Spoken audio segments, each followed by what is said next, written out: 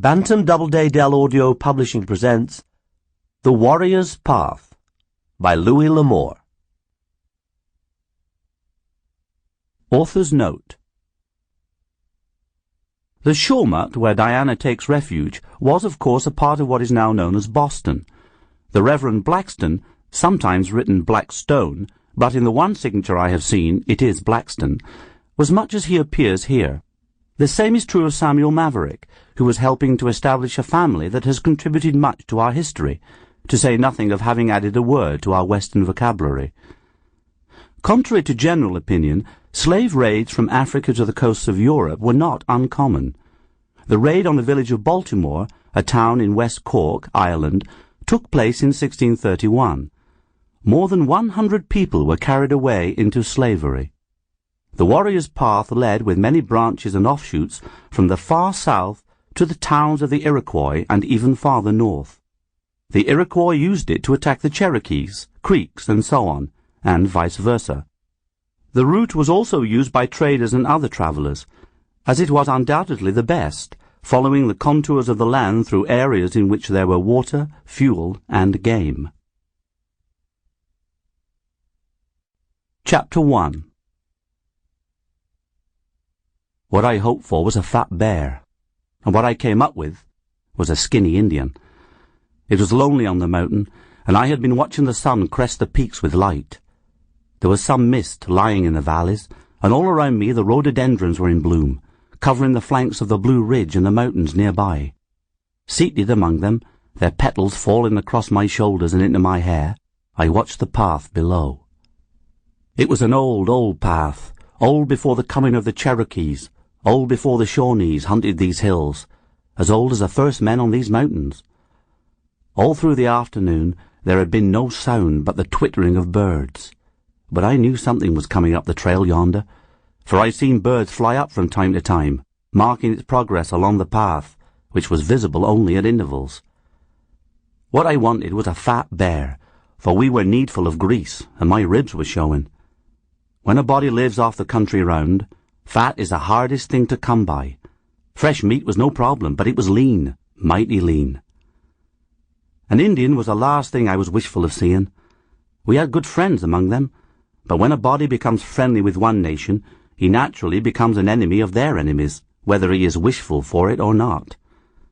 Moreover, a friendly Indian could eat us out of house and home, and we were shy of meat and cornflour. Next to a fat bear, it was Yance I was most anxious to see, for he was coming across the hills with fur, which we would soon be packing for trade in the settlements. This Indian was old, and he was hurt. When I put my glass on him, I could see that. It was Pa's glass, one used by him during his seafaring days, and a right handy contrivance. Sitting among the blooms of rhododendron, all pink, purple, and white, and scattered among them the pink of mountain laurel, I watched him come. Scrooched down in the brush the way I was, it was unlikely he'd see me. The old man was reaching for the end of his rope. He was worn out and in need of help, but I'd had dealings with redskins since I was knee-high to a short duck, and Indians could be mighty sly. That old Indian might be a decoy to get me to show myself, so's I could be bow-shot or lanced, and I was wishful for neither. He seemed to be in perishing bad shape. Coming to my feet, I must needs take the shortest way, which meant right down the steep cliff through the rhododendrons. It was all of 300 paces back to where our path turned off, and that old man was hurting. This here was our country, leaving out a few Indians who might argue the point, but I'd seen no man die whom I had not personally shot.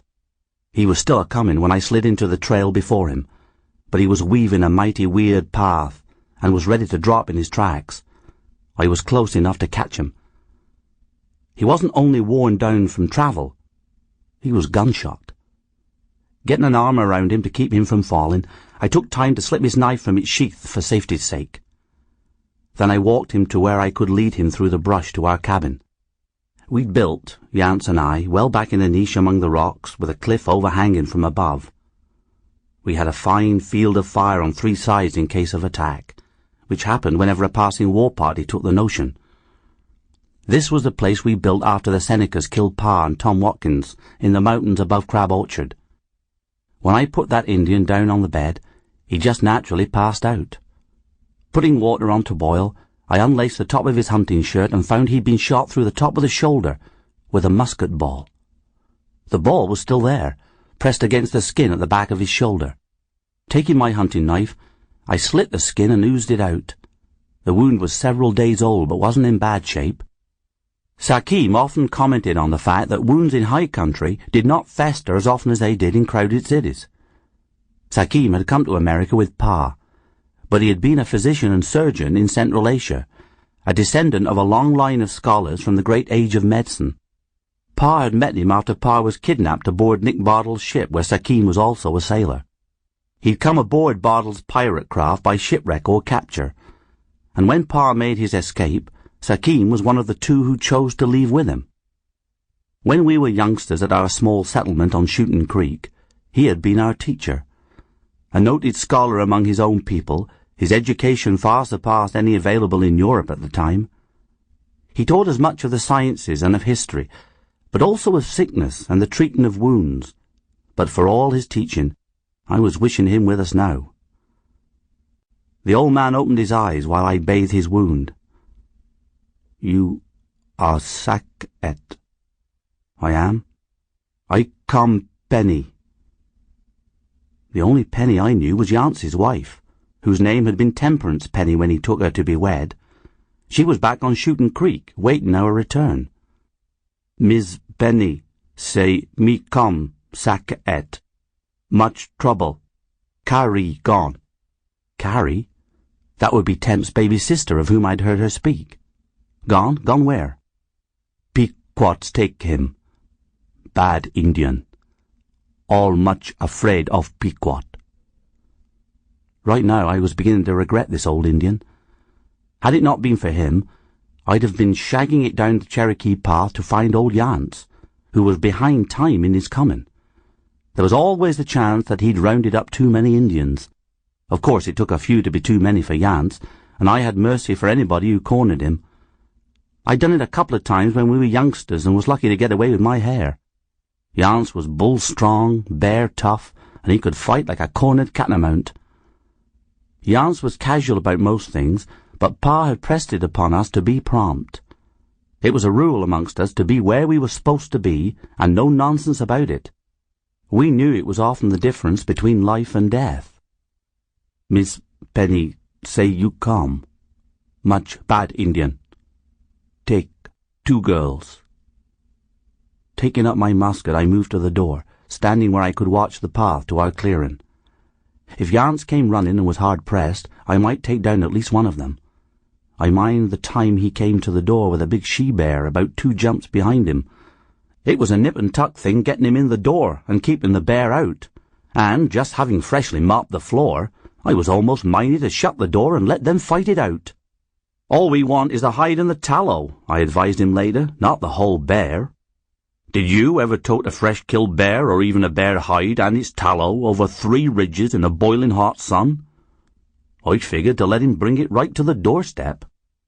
"What happened to your musket?" He blushed. "I was fixing for a shot when he came for me. I'd no choice but to allow for distance betwixt us, so I taken out running." This time Yance would be a horseback with pack horses, which would hold him to the trace and no chance to take to the woods. He was an almighty stubborn man, and I knew he'd not leave his horses and furs for some Indian. "You, wife, Penny?" It took me a minute to realize he'd mistook me for Yance. What had he said before? 2 girls gone? Taken by Indians?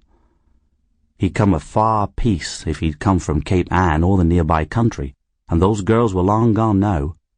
Still, I'd heard of a swap being made, goods for girls or whatever. Anyway, she was kin by marriage to Yance. We'd never let them down. Whatever we could do would be done. He must have taken that Indian a week to get here. Even more, it was likely. I'd never been up north, for it was Yance who'd gone girling up there to find himself a wife. Only I think he was just looking around when he saw her, and took to her first sight. Putting my musket close to hand, I put water on, and began slicing meat into it for a stew. I added some wild onions and other herbs from the farm. Sample complete. Ready to continue?